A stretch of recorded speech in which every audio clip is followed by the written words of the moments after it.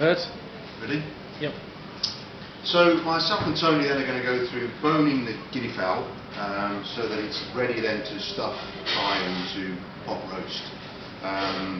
So first things first, using a nice sharp boning knife obviously. I prefer a nice solid blade so that it doesn't bend too much as you're boning the bird. Obviously a nice red meat board. Before you actually turn it over and start to work the skin and flesh away from the carcass, a couple of little things that you need to do first which will help.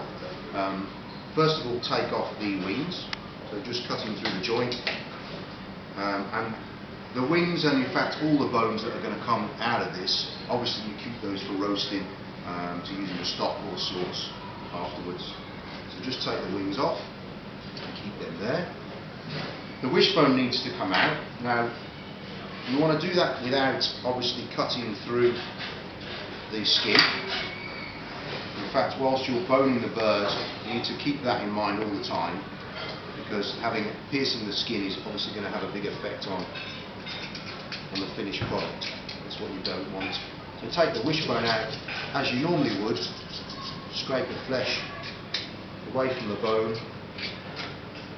little cut either side, like so.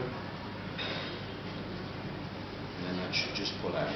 So why are we taking that away, Jeremy? What's the purpose of that? Well, what's going to happen is this will make it a lot easier when you turn it over and start to bone it out properly. There will be less chance of you leaving more flesh on the bone. That's why you want to do that. It just makes the job cleaner when you come to do it. So out comes the wishbone. And then you can trim up the legs, take off the knuckle joint, and at the same time pull all those tendons out, the sinew. It's a lot easier to do that at this stage, I find. So just make a cut round there, and use a cloth, and just pull that away, like so. And then just make sure that you've got all those tendons out of the leg. Okay? I find if you actually don't cut too hard and just actually sever the skin rather than trying to go onto the bone, you get more tendons. Tend to get more out. Yeah.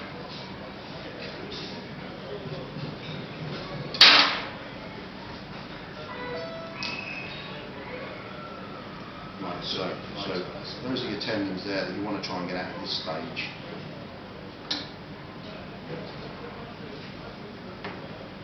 Okay. And then the last thing you do before you turn it over and start going for it is just take off that parson's nose. It's very oily, you don't want to cook that, but also I think it makes the job a lot easier once the bird's upside down. Exactly. So that's kind of the first stage really.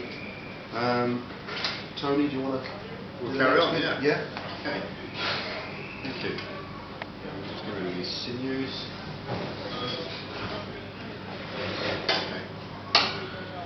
So, as we said, we turn it onto the breastbone, and we look at the backbone, and there's already a sort of line. If you can see there, where my knife is, there's two bones. We need to go through the middle of those in a straight line, straight down the middle, making sure we don't cut through the flesh. We mustn't cut through that flesh on the bottom. So a straight line all the way down, following it down. And we can peel it back with our fingers there. If you see, both sides here, the knife under that one, under that one, there are two bones. These bones we need to scrape either side to get the meat off, and underneath can just literally remove the flesh on either side.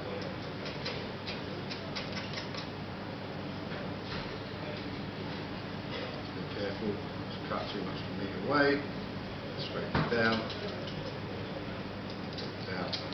either side. Loosen it off. So we have the two bones separated there. Just like that. Then we can turn it away towards us, and we carry on our peeling the flesh back. We can do that with our thumbs at this point, and you can see how easy it is to actually just pull the meat away. What we need to do is then cut through the joint on the wing on one side, being careful not to cut too hard so that we go down through that piece of skin. And quite literally we can then just gently follow with the tip of our knife, because it's a nice sharp knife, we're not having to cut too much. It's about following the shape, natural shape of that. Exactly, it's following the ribs, literally just following the ribs all the way down until we get to the bottom of the breast. Once we've got to that point, so the rib cage is now visible, we come along to the base of the leg joint. We know there's an oyster there, a little piece of meat, which we just follow round. Release that from the carcass, nice and clean. Once we've done that, we can then break back the joint. So you're just popping it out of the Literally just popping it out of the socket. You can follow all the way down, releasing that piece of flesh away. With the point of our knife, literally just following again the shape of the carcass all the way down. The nice thing is, once you've done that, you can feel with your fingers that you're actually at the end of the breastbone, the bone that comes down there. So you can, with your finger, just run it down, make sure it's all loose, pull it back. Okay. So once you get to that stage, we do exactly. Once we've got to that stage, stop. We can stop. We can make sure it's all clean. We then do the same on the other side. So if they go any further, you're going to start to cut through that skin. They will cut through the skin. So we're stopping there and going on to the other side. And it's exactly the same process on that side. We're cutting down. We're going to cut through the wing joint. We're going to follow the rib cage down, releasing the flesh until we get to the base of the breast. Exactly the same way, the rib cage is there. Just follow all of that. I can feel with my fingers that I'm on that little piece of cartilage at the end of the breast. Come back. We're now going to go through the oyster again, following that round. I'm going to pop that joint. You can hear it pop. It's very simple. Follow it all the way round until we take as much of the meat away as possible, not leaving anything on the bones if we can. And we're just going to literally, with my finger now, put my knife down, I can just run my finger along that piece. And if you look there, you can actually see the shape of the breast quite easily. What we do now is we put our hand either side of that piece of cartilage, and if we gently pull, it should just tear out without tearing the skin. So we're there, pull. There's our carcass. No meat on the carcass. If you do leave a bit of meat on the carcass, it's not a problem. Just scrape it off. Back off, right? Yeah, we can put it in the Galantine at the end. Yeah. Okay. So there's our carcass. You can either chop that up into 3, leave it whole for now. But do keep it, because again, you get a lot of flavour in that. We can roast that and put that into the stock and sauce. Exactly.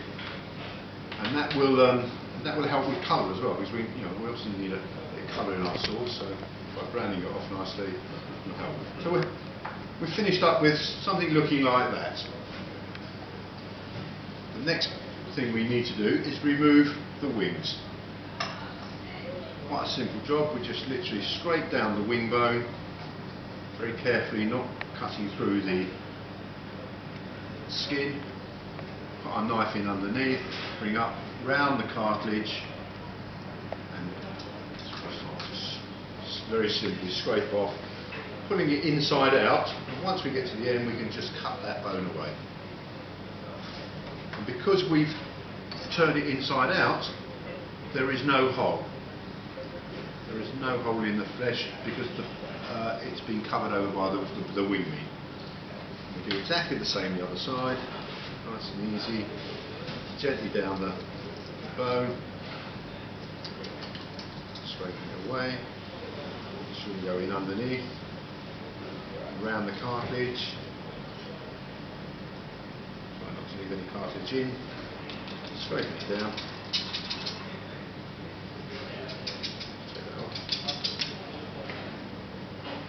Inside out, so we pull it inside out and just trim the end off. Reserve. Okay, so it leaves no hole. We've done that piece. The next step is to remove the bones from the legs. Down the thigh bone, scrape on the side.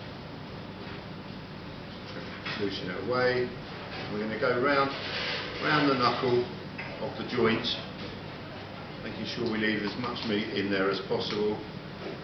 Scrape it back to that cartilage, to that first joint. We can cut that off. The next step we do, because we've already taken the knuckle off and the sinews out, this job is actually a lot easier. All we do is we literally, the back of the leg, you can see the joint of the cartilage, we just cut into that flesh, onto the bone, put our fingers either side of the bone, remembering to come underneath the cartilage, because we don't want to leave the cartilage in there. So literally coming either side, cutting it off, and just literally scraping it down. Now at this point, if there are any sinews left, you will be able to see them and you'll be able to just scrape them out on the leg. And we're going to do exactly the same on the other side. So that one's been done. It's turned inside out, so there's no hole for the farce to come out of. Yeah. Literally just scraping down.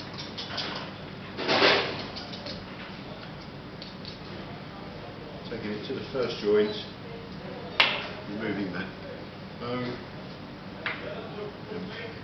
Same thing with the leg. See where the cartilage is. We can cut down into the flesh to expose the bone without cutting through the skin. Knife in underneath the cartilage. Cut that piece of cartilage out. Scrape it down, removing any of the sinew that we've left behind. Turn it inside out. And there we go. So we're looking at something like that at the end. If at this point you see a few sinews in there, you can literally with your knife just pick them up and just literally scrape them out. They will come out. It's actually easier to do at this point because you've taken the main knuckle off. It might be easier with a cloth actually, just to grab hold of, but sometimes they're slippery.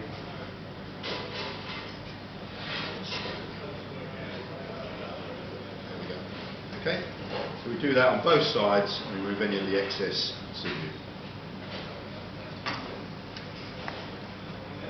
Normally, all we do at this point, we lay it out onto the tray because we will, during the exam, be wanting to see it at this point. In fact, the judges are going to want to see all that, right? They're going to want to look at the bones to see how much is left on there. Yes, we will, yes. So do keep all of that condition and lay it out like that. Yeah.